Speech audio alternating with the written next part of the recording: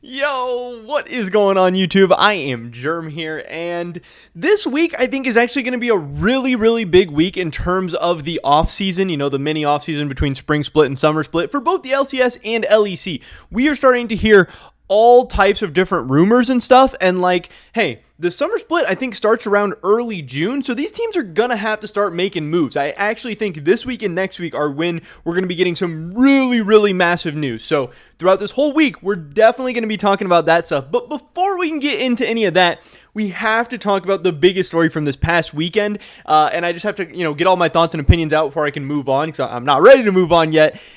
And that's talking about Cloud9, because I am worried about them. I do think they are in not an amazing spot after losing to Evil Geniuses, and not just losing to Evil Geniuses, being 3-0'd by Evil Geniuses after 2 weeks prior being 3-0'd by 100 Thieves. Yes, they finished 4th, but they just finished a distant 4th, and that's bad news, and C9, at least in 2022, might be finished. So that's what we're going to be talking about. Definitely drop a like if you guys do enjoy this video. I would appreciate that a ton.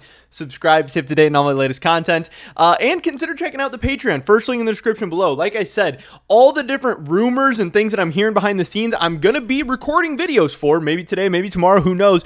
And those are going to get uploaded to Patreon first. Now, everything will still come out on YouTube eventually. So if you just want to wait, hey, that's fine. But if you want to get that stuff early, if you want to, hear everything I know as soon as I make the videos, consider checking out the Patreon. Help support my content, my channel. With that being said, let's get right into this. So in this video today, and this is something definitely a ton of people are going to be talking about, and we will talk about at some point very soon, is LS. I kind of just today want to leave LS out of the whole conversation. Yes, LS is a huge part of the C9, drama and craziness and everything that's going on, but I'm more interested in talking about where C9 is today, where C9 is at tomorrow, where C9 is at headed into the summer split, headed into 2023.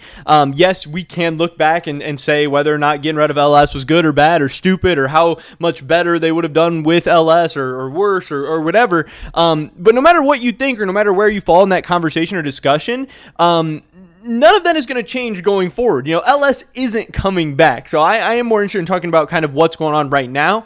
The LS stuff is its whole own video, because there is a ton of LS stuff coming out, obviously. So first, I guess I just wanted to take a look at, actually the games and kind of what was going on. The biggest thing that I think stood out to me and a lot of other people, I mean, there's really three main issues for Cloud9. I mean, one, this is their LCS MVP, the likely LCS MVP. Maybe he'll finish first, second, third, whatever. One of the best players in the LCS regular season. One of the best players in the LCS for, 80% of the regular season? 90% of the regular season? But not the end. And unfortunately, the end is one of the most important parts, because the end is right before playoffs, which then are the most important parts. And Summit had a rough series once again. You can see here in game 1, they pull out the Summit Jace. This is one of his most feared picks. Gnar and Jace are permabanned against this guy because of how disgusting he is on these champions. And he goes 1-8 against Impact's Ornn. In game 2, Summit, he decides to pull out a new counter pick into the Ornn. He goes 1-5. In game 3, Summit pulls out another, kind of big carry into another tank in Impact's Gragas. And he goes 3-6. Now, obviously, KDA only tells you so much of the story, but the point is, this guy was not popping off. This guy was not hard carrying. This guy was not smurfing. And he really was invisible throughout most of the playoffs. He had some okay games against Golden Guardians, but I'm not going to read too much into those. I'm talking about the series against 100 Thieves and the series against Evil Geniuses. These were their two series where they're playing against, teams that people actually thought had a chance to do something in the playoffs. No offense to Golden Guardians or whatever, but they weren't really seen as much of a threat. And I'm not going to I didn't hype up EG for beating FlyQuest. I'm not going to hype up C9 or Summit or whatever for doing stuff against Golden Guardians that they were just supposed to do. So this was really rough. Now, two things there. One, yes, Summit playing bad for the past couple of weeks against really good teams. End of the regular season and into the playoffs. But also, how one-dimensional is C9 that if Summit has a couple bad games, they go 0-6. They can't find any ways to win without Summit being a monster. Now, I will admit in these 6 games, Summit was far from a monster. It's not like he was going even or have some above average games. He mostly had bad games. And yes, obviously League of Legends is a game where if you have one guy really performing poorly, it can snowball the game out of the control for everybody. So that is a little bit rough. But I do think how this C9 team is set up makes it really, really hard. Yes, Blabber is a beast and he can be really, really good, but there's only so much a jungler can do, especially it depends on like the meta and stuff. It's not like there's many junglers around the world like 1v9ing. Most junglers are not like the main carries for their teams right now. In the mid lane, they have Fudge, who he's been okay. He has not been good. He has not been great. He is either way not a carry. He's not like, at least at this point in his mid lane career, not necessarily a mid laner you're going to be able to play through that often and have consistent carry performances. You're not going to, send 3-4 man mids all game and then Fudge is going to pop off in 1v9. Again, not necessarily how the mid meta is in general right now, but on the other side, you saw JoJo having some big games. Not necessarily this Rise game, but here he had an 11-1 game on Victor. In this game, JoJo went 9 kills on Rise. Fudge just not doing that. 1-5 on Akali, 1-2 on Corki, and 4-3-4 on Twisted Fate, which obviously is more of a facilitative champion, but that's not really happening. And then we know a story the whole year has been Berserker and Winsome or Berserker and Isles just not having that lane dominance. 1, they don't get a ton of resources, but 2, they're not really a lane that's just absolutely stomping, being easy to play through. They had the good Caitlyn Lux game where they actually, got a kill early and tried to get things going a little bit. I don't even know what game that was, but obviously things did not end up working out. That was the first game. But obviously, that still didn't end up working out. This has not been a strategy for C9 all season.